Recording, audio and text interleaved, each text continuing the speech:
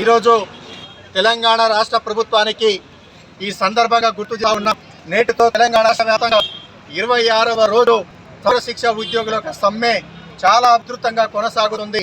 నిన్న మంత్రుల బృందమైనటువంటి పొన్నం ప్రభాకర్ గారు చర్చలు జరిపి కేవలం ఆర్థికేతర అవసరాలు మాత్రమే తీరుస్తామని చెప్పడము దేనికి పరాకాష్ట. ఆర్థికేతర అవసరాలు తీర్చడానికి మాకు హామీ ఇవ్వలేదు గౌరవ ముఖ్యమంత్రి రేవంత్ రెడ్డి గారు. పొన్నం ప్రభాకర్ గారు, సీతక్క గారు, మీరు ఇరువురు కూడా గత సంవత్సరంలో మేము సమ్మె చేసినప్పుడు మాకు సంఘీభావంగా తెలిపారు. సంఘీభావంగా వచ్చి కడుపులో కత్తులు పెట్టుకొని వచ్చినారా? వికారాబాద్ జిల్లా పక్షాన్ని అడుగుతున్నా, ఈ ప్రభుత్వం రావడంలో మా సమగ్ర శిక్ష ఉద్యోగులు విశేషమైనటువంటి కృషి చేశారు. మీరు కడుపులు కత్తులు పెట్టుకొని మీరు చర్చలకు ఆహ్వానించకండి. సావధాన పద్ధతిలో ఆలోచన, మీరు చర్చలకు ఆహ్వానం పలకండి, లేదా మీలో ఉన్నటువంటి మానవత్వాన్ని పరిమళింపచేసి చర్చలకు ఆహ్వానించండి. ఈ 22,000 మంది ఉద్యోగాలు కేవలం మన కాంగ్రెస్ ప్రభుత్వం మీద ఆధారపడి ఉన్నాయి. కాంగ్రెస్ ప్రభుత్వంలో మాత్రమే ఈ ఉద్యోగులందరూ కూడా నియామకం కాబడ్డారు. మన ప్రభుత్వంలోనే కేవలం మనకు న్యాయం జరుగుతుంది. అది విశ్వాసం, పూర్తి విశ్వాసం మీ మీద పెట్టుకొని మీ ప్రభుత్వాన్ని రావడంలో, మన ప్రభుత్వంలో గద్దె ఎక్కడంలో అశేషమైనటువంటి కృషి చేశారు. మీరు బెదిరింపు ధోరణితో చర్చ జరుపుతున్నారు పొన్నం ప్రభాకర్ గారు. నేను ఒక కాంగ్రెస్ పార్టీ కుటుంబ సభ్యుడిగా, సమగ్ర శిక్ష ఉద్యోగిగా నేను మీకు తెలియజేస్తా ఉన్నా, మీరు నేను బీసీ బహుజన బిడ్డలమే. మీరు గుర్తుపెట్టుకోండి.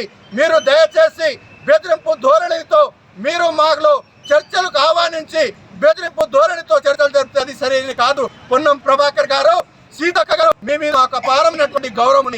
పొన్నం ప్రభాకర్ గారు ఉద్యమ చరిత్ర మేము ఆదర్శంగా తీసుకున్నాం. మీ యొక్క ములుగు జిల్లాలలో ఎక్కడ జరిగిన ఆదివాసులకు చేస్తున్నటువంటి సేవ మేము ఆదర్శంగా తీసుకుంటున్నాం.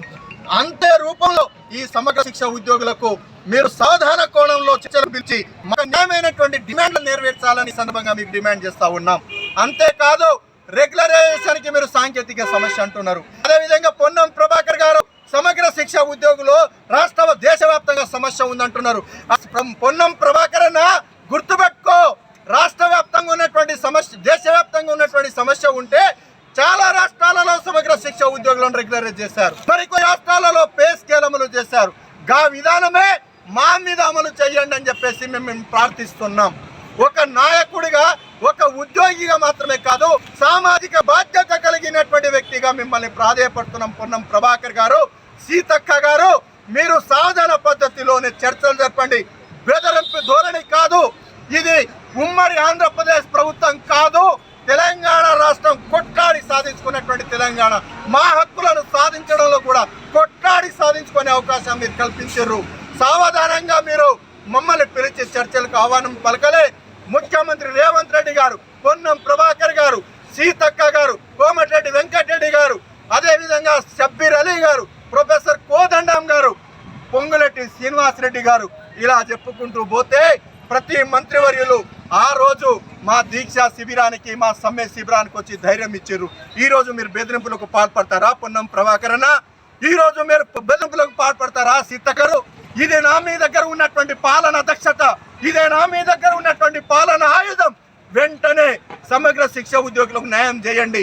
మా యొక్క న్యాయమైనటువంటి డిమాండ్లు ఉన్నాయి. మీరు క్రమబద్ధీకరణ చేయడానికి ఇబ్బంది అయితే స్కేల్ అమలు చేయమని అడిగితే మీరు భయాందోళనకు గురి చేయడం ఇది సరైనది కాదని ఇప్పుడైనా వెంటనే చర్చలకు పిలిచి కొన్ని మా యొక్క న్యాయమైనటువంటి డిమాండ్లు నెరవేర్చాలని ఈ సందర్భంగా మీకు, మన ప్రభుత్వానికి, తెలంగాణ రాష్ట్రానికి ఈ సందర్భంగా గుర్తు చేస్తా ఉన్నా.